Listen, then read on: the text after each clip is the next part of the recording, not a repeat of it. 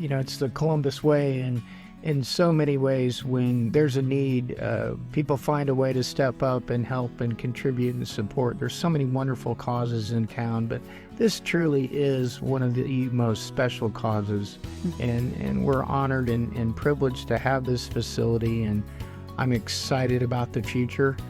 Welcome to Better Together podcast, produced and directed by Our Hospice of South Central Indiana, a not-for-profit dedicated to making every moment count. We will share true stories about hospice, palliative, and personal care services that we provide in 22 counties all over South Central Indiana. I'm your host and president, Steph Cain. Today, I am joined by two longtime board members who were both closely connected to the early days of Our Hospice Center. Dr. Dave Thompson has provided decades of clinical leadership in our community and has supported Our Hospice through many key moments throughout the years.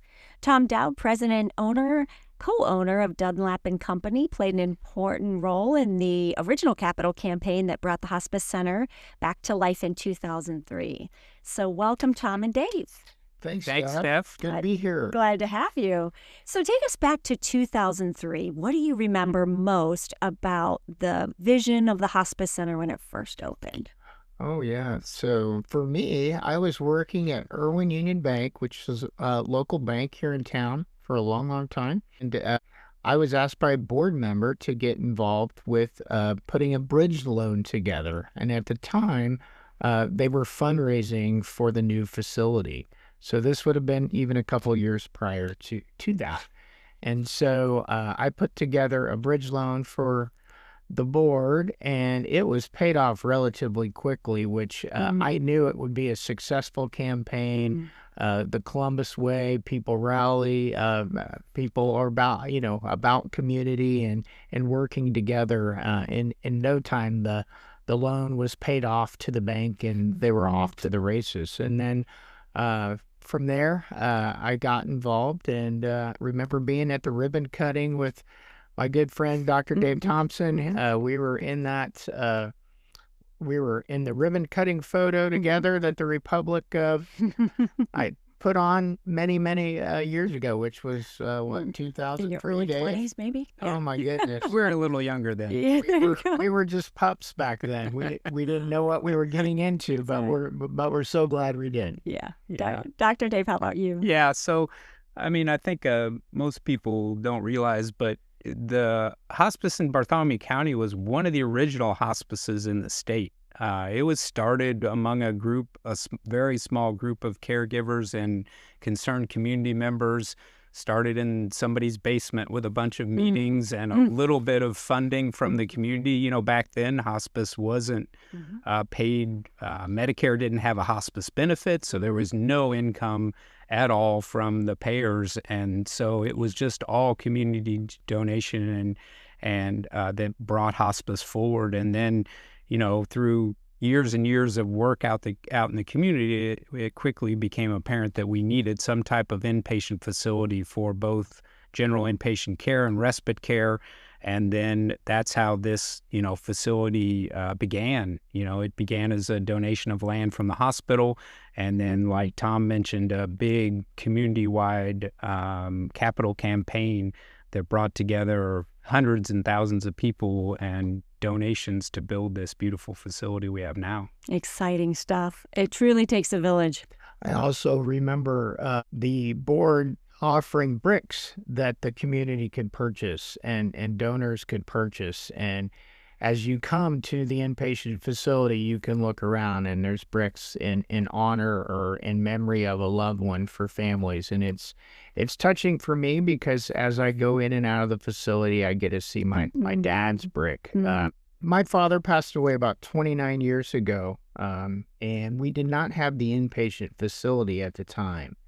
So hospice came and took care of my father the last about 6 months of his life, and it was a really difficult time for the family. Yeah. And we had a nurse that was just a true angel throughout, and her name is Rachel Denholm. Rachel is still with Our Hospice today. Yes, she is. Steph, I believe she's on your leadership team. She is, yeah. She's an absolutely amazing lady, and she made such an impact on me and my family that pretty much ever since then, ever since Dad's passing, um, I decided that it was important to get involved. We are launching a $2 million capital campaign of the Hospice Center.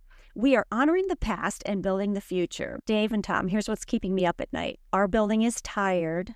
The walls have held so much love and so many final conversations, so many peaceful passings, and now they need our help. And so this is more than just cosmetics. We hope to modernize our patient rooms in the latest comfort and technology, infection control, and accessibility to family spaces that really feel like home. Now, we'll be honoring our legacy donors, the folks that really gave the first dollars to build the building. And there's going to be a new legacy wall and then naming opportunities for our refresh campaign that will take us well into the future.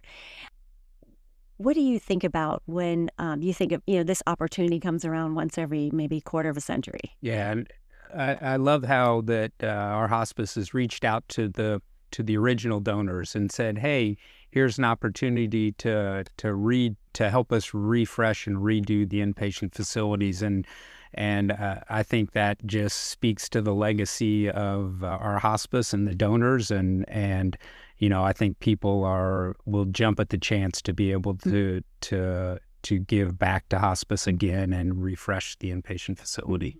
Yeah. Good stuff. Yeah, Tom. I agree. That's, it's the Columbus way. And in so many ways, when there's a need, people find a way to step up and help and contribute and support. There's so many wonderful causes in town, but this truly is one of the most special causes. And we're honored and privileged to have this facility. And I'm excited about the future and taking care of patients and families and making every moment count for a lot of years to come. Yeah, and it honestly starts at the board level. The board members to a person have all committed to the refresh campaign. Tom and Steph have both stepped up with donations to start the first inpatient refresh for the rooms, and that'll act as a model so we can bring future potential donors through the facility and show them what great work and how beautiful it's going to be, and bringing the outside in to the inside. Yeah, and Dr. Dave's physician team has graciously helped again. They helped 25 years ago with a lead gift and sponsoring a family room, and they're proud to be a part of it again. So it is really exciting, like Dr. Dave said. So many of the board members have stepped up, and it's how important it is to each and all of us. And we want to lead by example with the community. And so far, we've got a great initial response. We've got a lot of work to do ahead, but we're excited about the challenge, and we're going to get this out to the community in more ways. And yeah, I'm excited to see already gifts coming in, and it does take a village. I see groups of folks that were impacted by hospice, and they're teaming up with their friends and maybe bringing a couple of businesses together, make a gift, and really have that legacy impact. And so that's been really encouraging. We're under construction now, and so I get to go down every day and see the progress we're making. One of the fun things is that as we pull out furnishings or cabinetry and things, we can our employees are allowed to have kind of first dibs, right, first come first serve basis, as we can now refresh that, and that excites them because it brings our hospice team can become involved, and they're getting excited too. So that's great. Yeah, giving back, and it's what it's all about, giving back to the community and partnership, collaboration. It's wonderful. Yeah. Now, hospice can be scary. It's also a wonderful gift. What would you say to our listeners about the inpatient hospice center or getting involved with hospice, if they might be thinking about that? Yeah. Excuse me. The inpatient facility is just a great facility for families that are dealing with end-of-life issues with their loved ones, for them to be able to bring their loved ones into the facility and get a rest themselves, because it's 24/7 care at home when they're trying to care for their loved ones, and everybody needs a little break and a little rest. And there's respite care for the inpatient facility. There's also general inpatient care for those patients who are experiencing worsening symptoms and they need a little extra attention and help to get those symptoms under control.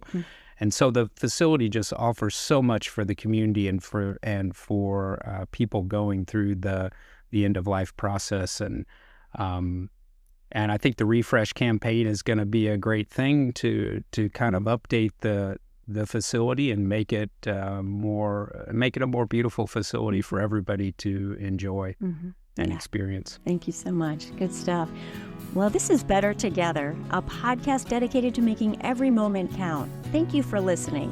Please like us and share on your social media channels. If you have any questions or would like to learn more about our topic, you can find us at ourhospice.org or call 812-314-8083. Until next time, remember, we are better together, making every single moment count.